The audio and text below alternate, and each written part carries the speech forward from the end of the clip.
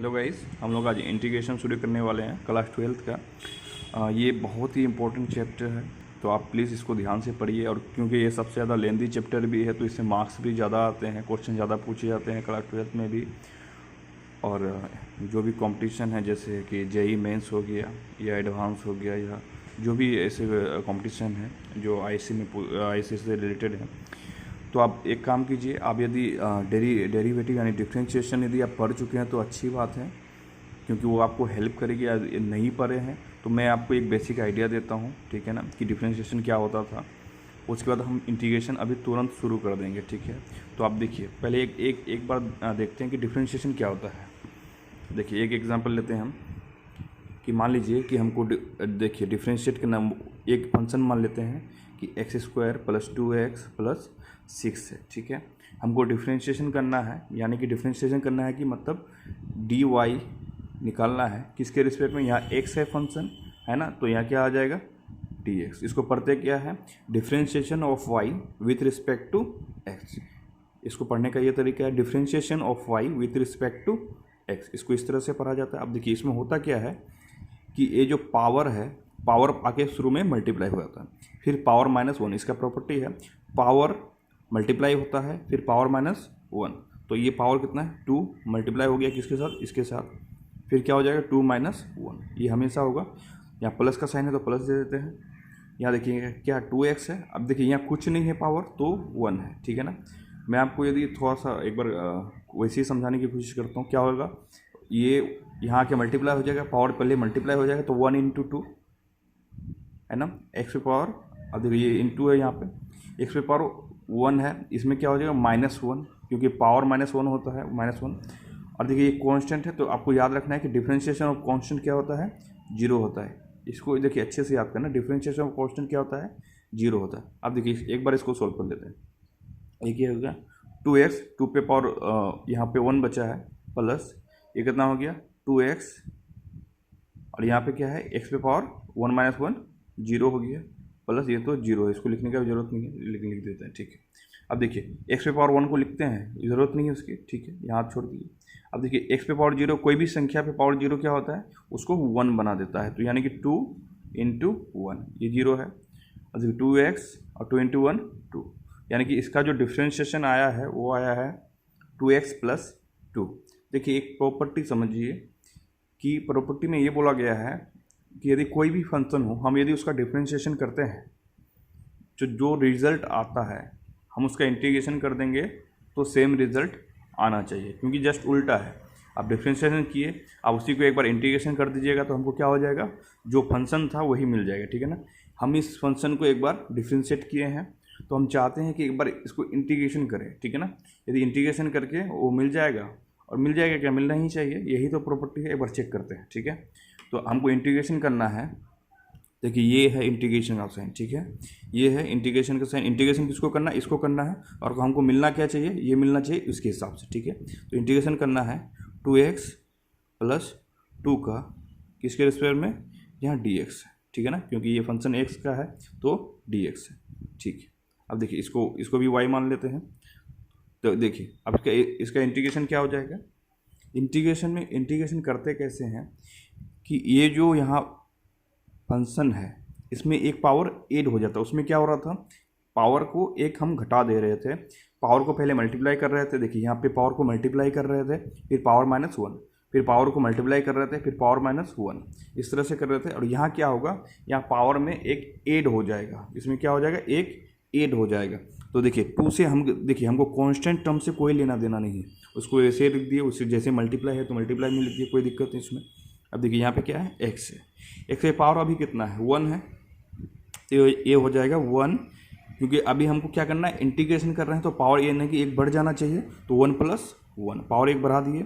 अब देखिए इसमें समझने वाला बात है क्या, ये जो पावर है इससे क्या हो जाएगा, ये डिवाइड होगा। इसमें आपको ये प्रॉपर्टी याद रखनी है कि हम कर कैसे रहे हैं, ठीक है ना।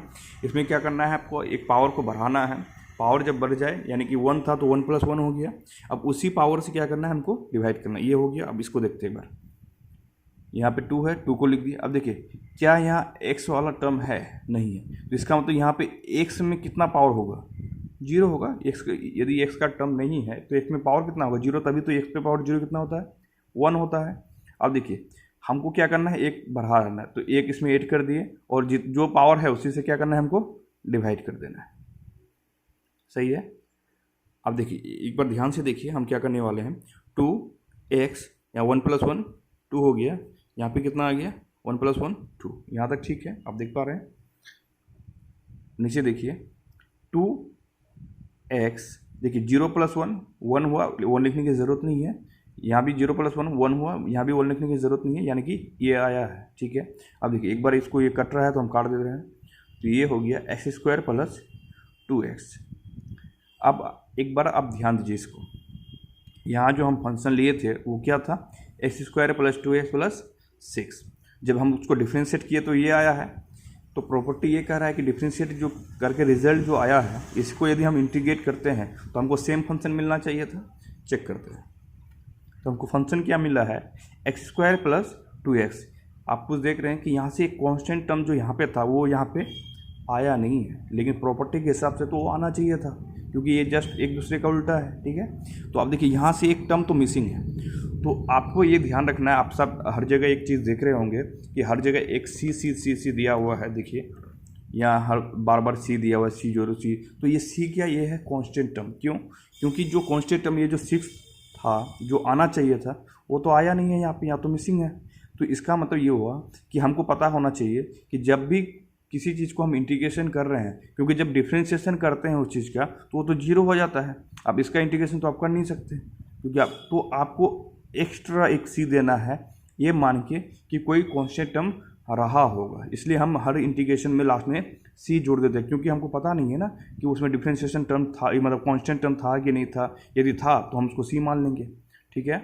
इसलिए यहाँ पे सी, तो हम बस आपको इतना देर से ये बताने की कोशिश कर रहे थे कि सी क्यों आता है। आप बार बार देख रहे होंगे कि हर इंटीग्रेशन के लास्ट में सी आता है, तो सी क्या है, वो कांस्टेंट टर्म है जो डिफरेंशिएशन में हम जो किए थे वो क्या हो गया था, जीरो बन गया था, जो फंक्शन में हो पता यदि होगा तो हो सकता, नहीं है तो कोई बात नहीं। ठीक है। तो ये है सी का कॉन्सेप्ट। अब देखिए हम लोग आपको थोड़ा सा यहाँ पे ध्यान देना है कि ये है हमारा इंटीग्रेशन का प्रॉपर्टी। अब ये भी देखिए इस तरह का टर्म किया था, x² था यहाँ पे पावर क्या है, यहाँ पे n है, वहाँ पे 2 था, तो पावर +1। ठीक है। उसी पावर से फिर डिवाइड किया प्लस सी क्यों जोड़े हैं, आपको अभी क्लियर हो गया होगा ये बात। अब देखिए इंटीग्रेशन ऑफ dx, यानी कि यहाँ कुछ नहीं है तो 1 है। यदि हम 1 का इंटीग्रेशन करेंगे तो क्या हो जाएगा, उसमें x आ जाएगा। यदि यहाँ 2 होता तो 2x हो जाता, यहाँ 3 होता, इंटीग्रेशन ऑफ 3 होता तो यहाँ 3x आ जाएगा, कोई दिक्कत नहीं। और सी तो जोड़ना ही है, सी क्यों जोड़ना है हम इसलिए अभी क्लियर कराए हैं। ठीक है ना। इंटीग्रेशन ऑफ cos x क्या होता है, तो sin x + c होता है। ठीक है ना। अब यदि डिफ्रेंशिएशन याद है तो ठीक है, नहीं याद है तो आप प्लीज़ अब उसको याद करने की ज़रूरत नहीं है, तो यहीं से है, नहीं तो फिर कन्फ्यूजन होगी। ठीक है। और इसी तरह से sin x का क्या होता है, -cos x + c। तो ये सब कुछ फॉर्मूला, बेसिक फॉर्मूला, ये तो आपको याद होना ही चाहिए। ठीक है ना। ये नहीं कि आपको बुक देखना, आपको याद होना चाहिए। इसमें इधर भी कुछ है, जब आएगा तो हम इसको उस बारे में डिस्कस करेंगे। तो अभी हम लोग को क्या करना है, हम लोग एक्सरसाइज शुरू करते हैं 7.1। पहला क्वेश्चन ही दिया हुआ है, क्या करना है, इंटीग्रेशन करना है किसका, sin 2x का इंटीग्रेशन करना है, sin 2x का। ठीक है। देखिए तो पहला क्वेश्चन है इंटीग्रेशन करना, ये इंटीग्रेशन का साइन है, किसका करना है, sin 2x का, sin 2x। यहाँ dx तो लिखना ही है, वो यदि नहीं भी दे तो भी dx लिखना है। ठीक है। अब देखिए इसका इंटीग्रेशन करना है sin 2x का। साइन का क्या हो रहा था, अभी आप देखें, साइन का होता है -cos, साइन का क्या होता है, -cos। तो ये देखिए sin x, देखिए ये जो अंदर है इसको आपको अभी ध्यान नहीं देना है। ठीक है ना। इसको पूरा को आपको x मानना है। तो sin x का इंटीग्रेशन क्या होता है, तो -cos x। तो हम उसको ऐसे लिख दिए, एज इट इज लिख दिए, कोई दिक्कत नहीं, यहाँ पे कोई दिक्कत नहीं। अब देखिए अब आना है इसकी अंदर का एंगल जो है, एंगल यहाँ पे कुछ भी दे सकता है वो, है ना। तो हमको अब उस बात पे ध्यान देना है। साइन का कर लिए हैं cos 2x, sin 2x का cos 2x माइनस में। अब अंदर जो ये 2x है इसका भी हमको इंटीग्रेशन करना होगा। अब इसमें क्या होता है कि ये जो इसका जो कोफिशिएंट होता है, x के साथ जो भी कोफिशिएंट होता है वो हो जाता है यहाँ के डिवाइड। देखिए नया चीज़ है, आपको थोड़ा सा ध्यान से देखना है। sin x का हम इंटीग्रेशन किए फॉर्मूले के हिसाब से, क्या होता है, -cos x। यहाँ 2x था, हम 2x लिख दिए, कोई दिक्कत नहीं। अब उसके अंदर का ये जो पार्ट है इसका भी इंटीग्रेशन करना है, इंटीग्रेशन करना है। जब हम इसका इंटीग्रेशन करेंगे तो इंटीग्रेशन कैसे होगा, इसमें जो कोफिशिएंट है, x के साथ जो कोफिशिएंट है वो क्या हो जाएगा, डिवाइड हो जाएगा। और प्लस में तो सी जोड़ना ही है, क्यों? क्योंकि आप समझ गए कि एक डिफ्रेंशिएशन होगा, तो हम इस बारे में बात नहीं करेंगे, ठीक है ना। तो अगला क्वेश्चन एक बार देखते हैं। अगला क्वेश्चन दिया हुआ है, हमको इंटीग्रेशन करना है cos 3x का, और यहाँ पे तो dx हो गई, ठीक है। cos 3x का करना है। अब देखिए इंटीग्रेशन करना है cos का इंटीग्रेशन क्या होता है? sin x होता है। तो देखिए इसको पूरे को अभी आप x के तरफ समझिए, ठीक है ना। आप इस पर ज़्यादा दिमाग नहीं लगाना। अभी cos का इंटीग्रेशन करना है। cos का इंटीग्रेशन होता है sin, जो एंगल होगा उसको हम लिख देंगे बस। तो sin 3x, cos x का sin 3x, x यहाँ 3x है तो यहाँ 3x। अब बारी आ गया किसका? हमको इस 3x का भी इंटीग्रेशन करना है। अब देखिए इसमें होता क्या है, अभी बताएं कि जो x के साथ जो कोफिशिएंट रहता है वो क्या हो जाता है, वो डिवाइड हो जाता है। तो कोफिशिएंट कितना है? 3 है, वो डिवाइड कर दिए, और प्लस से तो आना ही आना है, ठीक है। क्वेश्चन नंबर 2 हो गया। क्वेश्चन नंबर 3 देखते हैं। 3 में दिया हुआ है e पे पावर 3x, ये क्वेश्चन नंबर 3 है। e पे पावर 3x है। अब इसका इंटीग्रेशन करना है, तो इसका इंटीग्रेशन क्या होगा? देखिए इस ई पे जब फंक्शन एक्सपोनेंट वाला हो, ई पे ई वाला फंक्शन हो, तो उससे पावर एक्स हो, कुछ भी हो, तो बात की बात है। इसमें क्या है उसको तो देखेंगे, लेकिन एक्सपोनेंट का डिफ्रेंशिएशन ई पे पावर एक्स का ई पे पावर एक्स ही होता है, और इंटीग्रेशन भी ई पे पावर एक्स का ई पे पावर एक्स ही होता है। तो फिलहाल इसको हम तो एक्स ट्रेट करेंगे, एक्स के हिसाब से मानेंगे, ठीक है ना। अब ई पे पावर एक्स, ये पूरा फंक्शन मेरा एक्स की तरह है, ठीक है ना। तो इसका इंटीग्रेशन क्या होगा? ई पे पावर एक्स, ये फॉर्मूला है, आप देख सकते हैं वहाँ से, ठीक है ना। ई पे पावर एक्स का इंटीग्रेशन ई पे पावर एक्स। अब जो यहाँ भी जो 2x है, यहाँ यदि x होता तो x का 1 से डिवाइड करते तो यहाँ 1 ही आता, लेकिन यहाँ क्या है? इंटीग्रेशन यहाँ पे दिया हुआ है 2x, ठीक है। इस पर जो पावर है वहाँ पे क्या है? 2x। अब देखिए 2x का भी इंटीग्रेशन होगा, और वो कैसे होगा? ये जो कोफिशिएंट है x का वो हो जाता है डिवाइड, हो गया इंटीग्रेशन।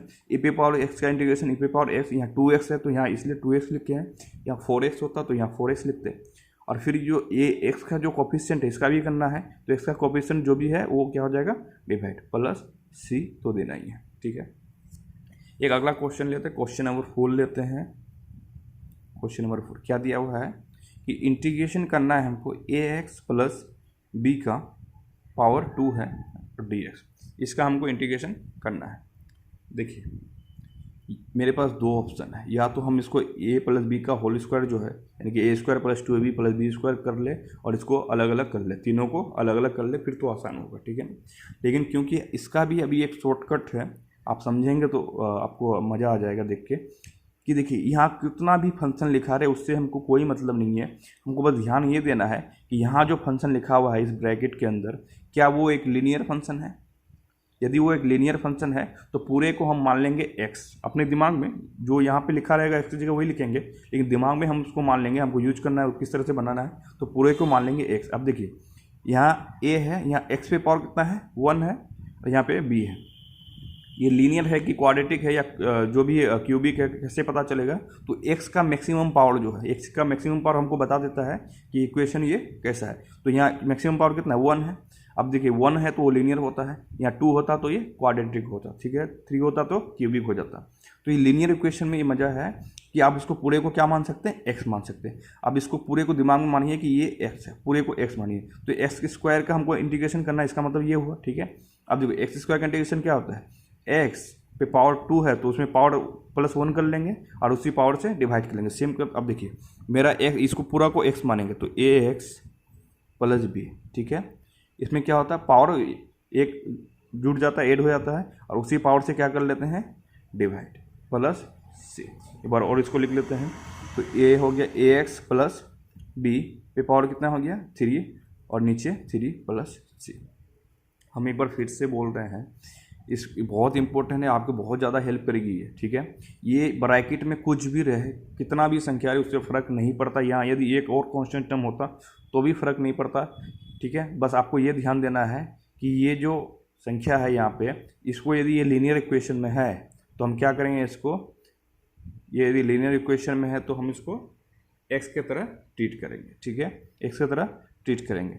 अच्छा देखिए हम तो इसका इंटीग्रेशन कर दिए, अब जो यहाँ ax है, यहाँ जो ax है इसका भी तो इंटीग्रेशन करना था, है कि नहीं? इसका भी तो इंटीग्रेशन करना था। जैसे कि यहाँ पे पीछे जो क्वेश्चन था, जैसे ई पे पावर 2x का, तो ई पे पावर इसको x का तरह दिमाग में रखना है, तो ई पे पावर x का ई पे पावर x होता है। फिर उसके अंदर वाला भी करना है, 2x में क्या होता है? x का जो कोफिशिएंट होता है वो क्या होगा? डिवाइड होता है। उसी तरह से यहाँ जो कोफिशिएंट है एक्स का, यहाँ की कोफिशिएंट एक्स का कितना है, ए है ना, तो ये भी तो हमको डिवाइड करना है, तो हम यहाँ ए डिवाइड कर दिए, यहाँ क्या कर दिए, ए डिवाइड कर दिए, इतना क्या, ए एक्स प्लस बी पे पावर 3/3। ये समझ आया। देखिए आराम से देखिए, हम बहुत आराम से बताने की कोशिश कर रहे हैं। देखिए अगला क्वेश्चन देखते हैं, क्वेश्चन नंबर 5।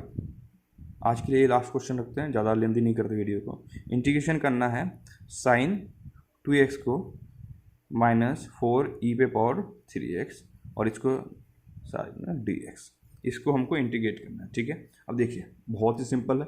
ये देखिए, ये यदि मल्टीप्लाई में होता ना तो ये बहुत टफ हो जाता, ठीक है ना, क्योंकि अब ये सब्सट्रैक्शन एडिशन या इस तरह से रहे, दोनों जोड़ियाँ घटा में रहे तो बहुत ईजी है। ये अलग हो गया है, ये अलग टर्म है, ठीक है ना, दोनों अलग अलग टर्म है, तो हम बस अलग अलग कर लेते हैं। देखिए साइन 2x का, साइन का क्या होता है, माइनस कोस होता है, तो देखो साइन की जगह कोस लिख दिए, एंगल की जगह एंगल लिख दिए, इसको पूरा को एक्स मानेंगे दिमाग में, साइन एक्स का कोस एक्स होता है लिख दिए। अब बारी आ गया इसका भी तो करना है, तो एक्स का कोफिशिएंट कितना है 2, और हम करते क्या उसमें, कोफिशिएंट से डिवाइड कर दिए। यहाँ माइनस है तो माइनस दे दिया। देखिए ये जो कॉन्स्टेंट टर्म है उससे कोई लेना देना नहीं, कहीं भी रहे, वो मल्टीप्लाई है तो वैसे लिख देंगे, डिवाइड में है तो वैसे लिख देंगे, ठीक है ना।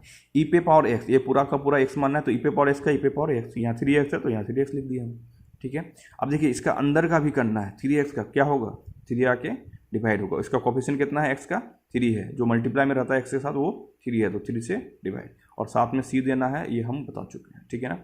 तो आज के लिए हम ना यहीं रखते हैं, क्योंकि आप ये आज स्टार्टिंग चैप्टर क्लास है, तो आप शायद ज़्यादा आगे बढ़ाएंगे तो आपको कन्फ्यूजन हो सकता है, तो आप यहाँ तक देख लीजिए एक बार, ठीक है। आपको यदि कोई डाउट होता है तो आप कमेंट कर सकते हैं, मैं उसका रिप्लाई करूँगा, और कुछ भी आप पूछ सकते हैं, मैं आपका जो भी डाउट है इसको क्लियर करने की पूरी कोशिश करूँगा। Thank you.